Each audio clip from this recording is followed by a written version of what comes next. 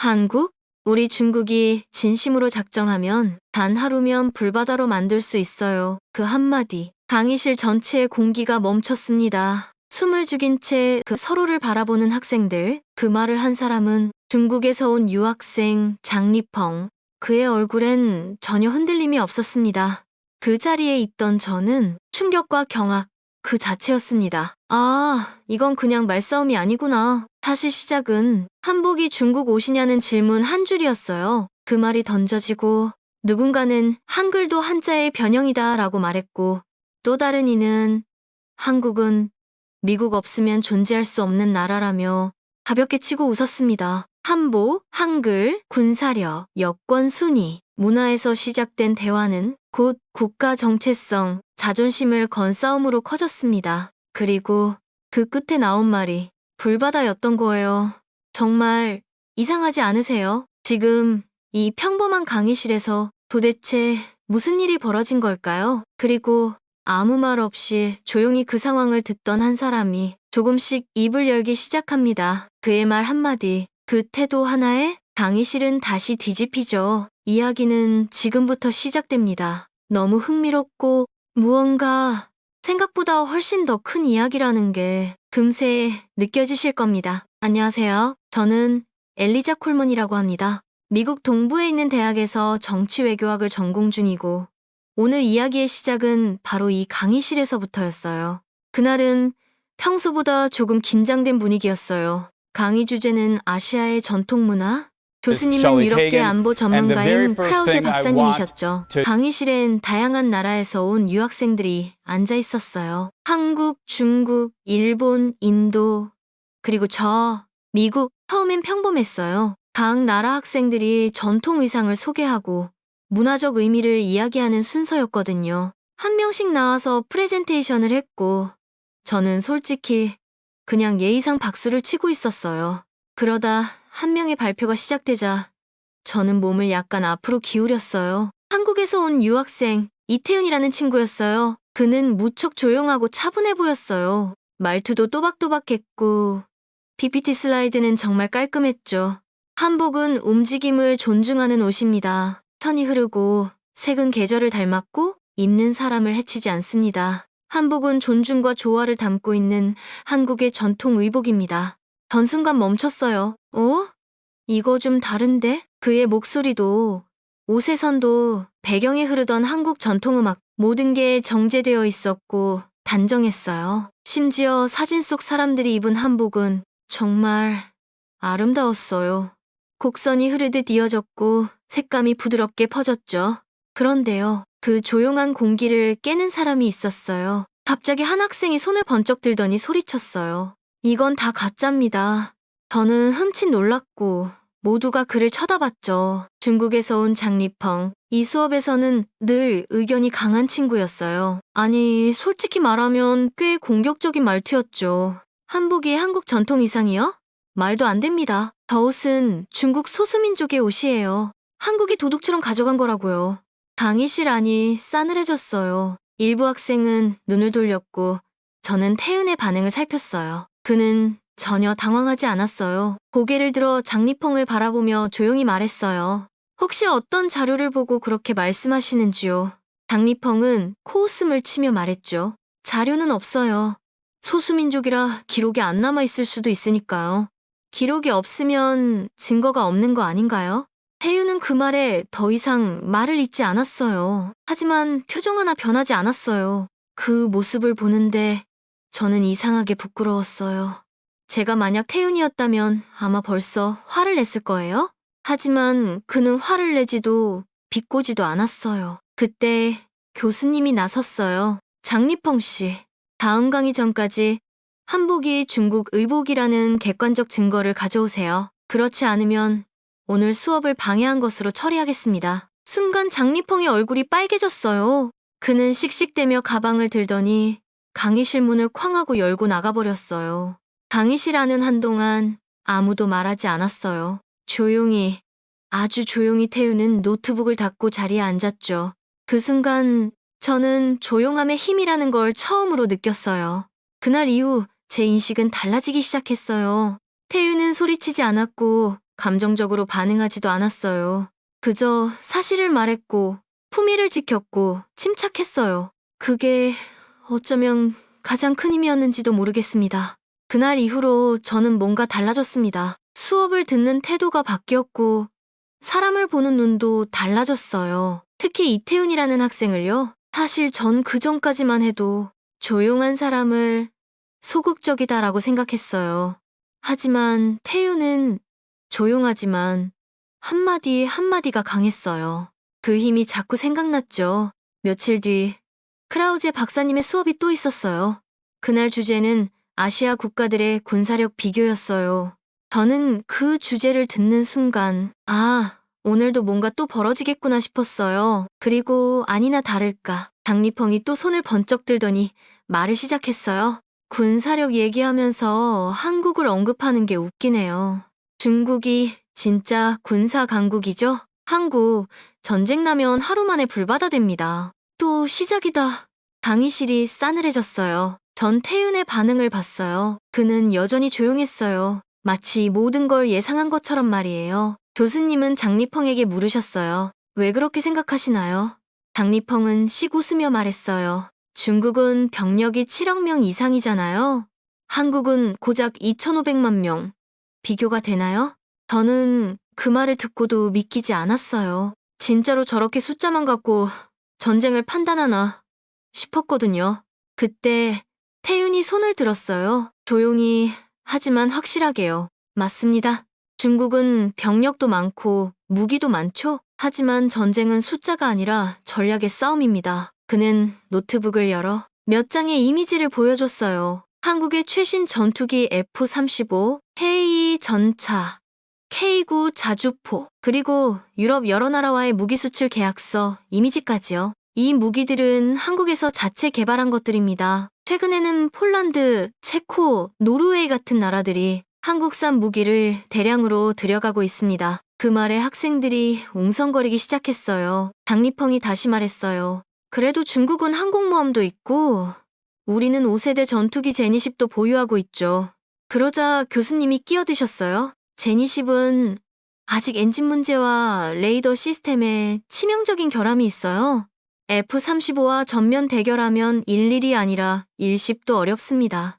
실제로 한국은 이미 실전 배치했고 훈련도 완료된 상태입니다. 순간 장리펑의 입이 굳어졌어요. 그는 말문이 막힌 듯 살짝 고개를 돌리고 볼을 극적였어요. 태윤은 그제야 말을 이었어요. 전쟁은 소리 지르는 나라가 이기는 게 아닙니다.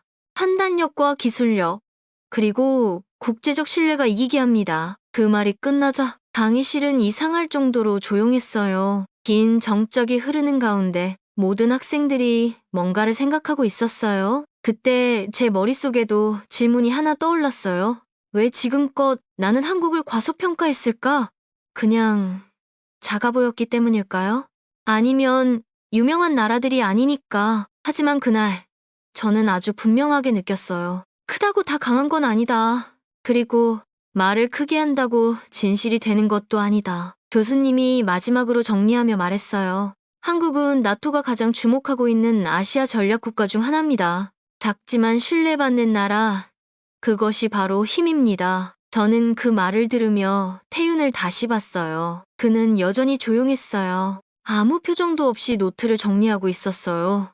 마치 아무 일도 없었다는 듯이요. 하지만 전 알았어요. 방금 그 사람은 누구보다 강하게 말한 거라는 걸요. 수업이 끝나고 며칠이 지났습니다. 그날 이후로 저는 조금 달라졌어요. 그동안은 수업 끝나면 바로 카페로 향했는데 그날은 이상하게 발걸음이 도서관 방향으로 향하더라고요. 도서관 2층 구석, 조용한 복도 끝에 커다란 세계 지도가 걸려 있어요. 그날따라 그 지도가 저를 부르는 것 같았어요. 그리고 거기서 태윤을 다시 봤습니다. 그는 지도 앞에서 말없이 서 있었어요. 노트북 가방을 어깨에 걸친 채 한반도 쪽을 뚫어지게 보고 있었죠. 저는 조심스레 다가가 인사를 했습니다. 안녕하세요. 여기서 뭐 하고 계세요? 그는 살짝 놀란 듯 저를 바라봤지만 금세 조용한 목소리로 대답했어요. 여기요. 그냥 한반도 침략사를 보고 있었어요. 침략사요? 그 말에 저는 지도 쪽을 자세히 봤어요. 붉은색, 파란색, 검은색 화살표들이 한반도를 향해 겹겹이 모여 있었습니다. 이게 다 전쟁이었어요? 네. 한국은 지금까지 1000번이 넘는 침략을 받았어요. 그리고 그중 절반은 중국에서 시작됐습니다. 그 말을 듣고 저는 말문이 막혔어요. 이 작은 땅덩어리가 그렇게 많은 전쟁을 겪었단 말인가요? 그런데도 살아남았네요. 네, 사라지지 않고 언어도 지키고 문화도 남겼죠. 태유는 담담하게 말했지만 그 말은 제 가슴을 세게 쳤어요. 그동안 몰랐던 진실이 하나씩 눈앞에 펼쳐지는 기분이었어요. 한국은 단 한 번도 중국을 침략한 적이 없습니다. 우리는 그냥 지켜내려고 했을 뿐이에요. 그 말에 저는 갑자기 미안해졌어요. 내가 그동안 한국을 얼마나 가볍게 생각했는지, 그저 K-팝, 드라마, 김치 정도만 떠올렸던 나 자신이 부끄러워졌어요. 그 순간 장리펑의 말이 떠올랐어요. 한국은 하루 만에 불바다 될 나라야. 그 말이 얼마나 무례하고 얼마나 무지했는지 이제서야 실감이 났어요. 제가 조심스레 물었어요. 누가 봐도 억울할 만한 상황이었거든요. 그는 잠시 말이 없었어요. 그러다 조용히 천천히 말했습니다. 누가 뭐라 해도 우리는 살아남았으니까요. 그게 더 중요하잖아요. 그 말에 저는 울컥했어요. 왜인지 모르겠지만 그 조용한 한마디가 크게 울려 퍼졌어요. 조용하다고 약한 게 아니다. 말을 많이 한다고 진실이 되는 것도 아니다. 그날 저는 작지만 강한 나라를 처음 알게 됐습니다. 어쩌면 진짜 강한 사람은 소리 지르지 않고 사람들 앞에 나서지 않더라도 할 말은 꼭 하는 사람 아닐까요? 태유는 바로 그런 사람이었어요. 그리고 그 나라가 바로 대한민국이었습니다. 며칠 뒤 교수님의 강의가 다시 있었습니다. 이번 주 주제는 세계 각국의 여권 파워였어요. 전 솔직히 이번엔 조용할 줄 알았어요. 군사력, 문화 다 다퉜으니 이젠 좀 쉬자 싶었죠. 그런데 아니었습니다. 크라우제 교수님이 이번엔 여권 순위를 살펴보죠.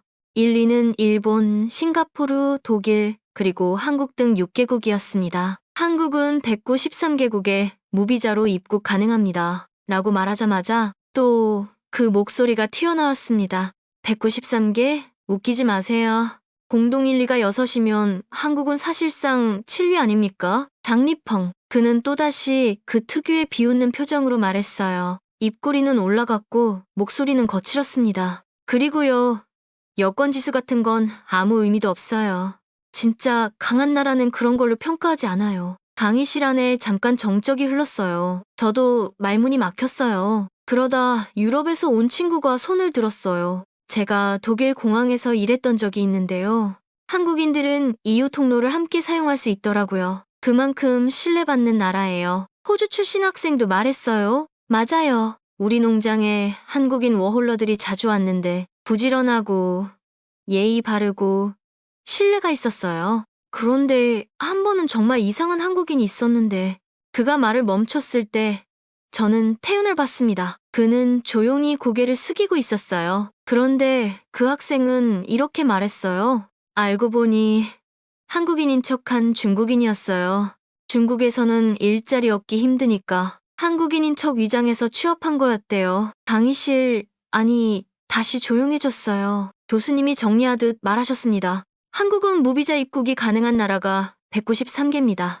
이는 곧 신뢰의 수치입니다. 그런데 가짜 한국인으로 전 세계에 퍼진 이미지가 한국의 순위를 떨어뜨리는 요인이 되고 있죠. 장리펑이 발끈하며 말했어요. 왜 우리가 한국인인 척을 해요? 그건 말도 안 되는 얘기입니다. 그러자 태윤이 조용히 말했습니다. 정말 말도 안 되는 일이죠. 하지만 벌어지고 있어요. 그걸 저도 겪은 적이 있습니다. 그 말에 모두가 고개를 들었어요. 그는 작게 그러나 단호하게 말을 이었어요. 미국 경찰서에서 통역 요청을 받은 적이 있습니다. 한국인이 잡혀왔다는 연락을 받고 갔는데 그 사람은 진짜 한국인이 아니었습니다. 범죄를 저지르고 한국인인 척했던 중국인이었습니다. 그는 웃지도 않았고 화내지도 않았습니다. 그저 조용히 말했어요. 왜 그랬을까요? 아마 들키고 싶지 않았던 거겠죠. 자기 행동이 부끄러우니까요. 교수님은 그 말을 그대로 받아 안으셨어요. 그렇습니다. 신뢰는 하루아침에 만들어지지 않죠. 한국의 여권 파워는 단순한 숫자가 아닙니다. 세계가 한국을 믿고 있다는 증거입니다. 그 순간 저는 깨달았습니다. 강한 나라는 소리를 지르지 않습니다. 진짜 강한 나라는 조용히 믿음을 쌓아온 나라였습니다. 이날 이후 저는 숫자보다 가치를 보게 되었어요. 크고 시끄러운 나라보다 작고 조용한 나라가 더 강할 수 있다는 사실을요. 그날 저녁 저는 캠퍼스를 천천히 걷고 있었습니다. 머릿속이 복잡했어요. 며칠 동안 수업 시간마다 벌어졌던 일들이 자꾸 떠올랐거든요. 처음에는 그냥 문화 수업이었죠. 하지만 지금은 달랐어요. 그냥 한국이라는 단어만 들어도 마음이 찌릿할 만큼 뭔가 느껴졌어요. 그 순간 벤치에 앉아있는 누군가가 보였어요. 익숙한 뒷모습이었죠. 바로 태윤이었습니다. 그는 이어폰을 한쪽만 끼고 뭔가를 적고 있었어요. 저는 조심스럽게 다가갔어요. 혹시 방해 아니죠? 그는 고개를 들어 저를 보더니 살짝 웃었어요. 아니요, 괜찮아요.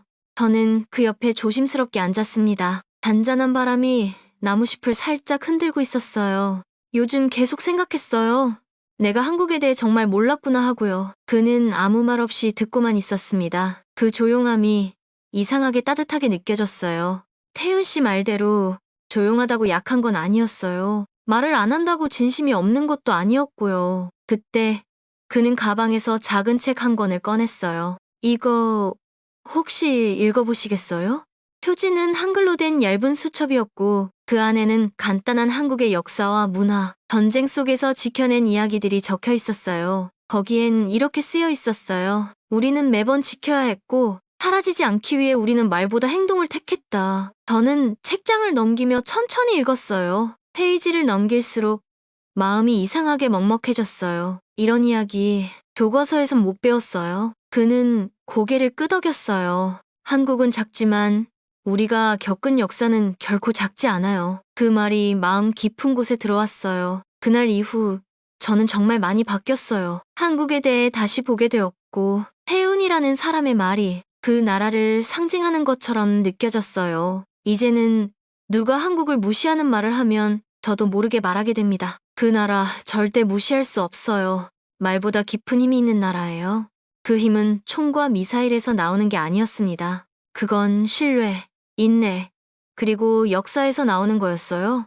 그 조용한 나라가 저에게 남긴 울림은 지금도 제 안에 남아있습니다. 그날 이후 저는 종종 그 벤치에 앉곤 했습니다. 태윤이 옆에 있든 없든 그 자리에 앉으면 뭔가 마음이 편해졌어요. 조용하지만 단단한 그 사람의 말이 그 사람이 보여줬던 대한민국이라는 나라의 모습이 계속 마음속에 맴돌았거든요. 이젠 수업에서 한국 이야기가 나와도 누군가 잘못된 말을 해도 저는 조용히 손을 들고 말할 수 있습니다. 저는 조금 다르게 생각해요. 예전 같으면 자신 없었을 겁니다. 하지만 지금은 말할 수 있어요. 누군가를 대신해 이야기할 수 있다는 게 이렇게 뿌듯한 일인 줄 몰랐어요. 며칠 전엔 이런 일도 있었습니다. 한 학생이 장리펑에게 한국은 왜 항상 미국만 따르냐고 물었어요. 그 질문에 장리펑은 또 비웃듯 말했죠. 자기 힘으로는 못하니까 그렇죠. 그건 자주국가가 아니잖아요? 그 말을 듣고 저는 태윤을 살폈어요. 그는 또 말없이 앉아 있었어요. 그래서 이번엔 제가 손을 들었어요. 그런데요, 자주국가가 지난 70년 동안 한 번도 침략을 당하지 않아 다른 나라를 침략한 적도 없습니다. 강의실이 조용해졌어요. 수많은 침략을 견디고 수많은 전쟁을 막아냈습니다. 스스로를 지켜낸 나라예요. 전 그게 진짜 강함이라고 생각합니다. 그 순간 태윤이 절 바라봤어요. 작은 미소였지만 그 안에 고마움과 신뢰가 담겨 있었어요. 그 미소 하나가 제가 이 모든 시간을 통해 얻은 가장 값진 선물이었어요. 사실 한국은 조용한 나라입니다. 막 소리를 내지 않아요. 자기 얘기를 크게 하지 않아요. 하지만 그 안에는 엄청난 이야기들이 숨겨져 있었어요. 이제는 압니다. 강한 나라는 무기를 자랑하지 않습니다. 믿음을 쌓고 신뢰를 지키고 필요할 때 말할 줄 아는 나라가 진짜 강한 나라입니다. 그 나라 역시 말보다 행동으로 보여주는 나라였습니다.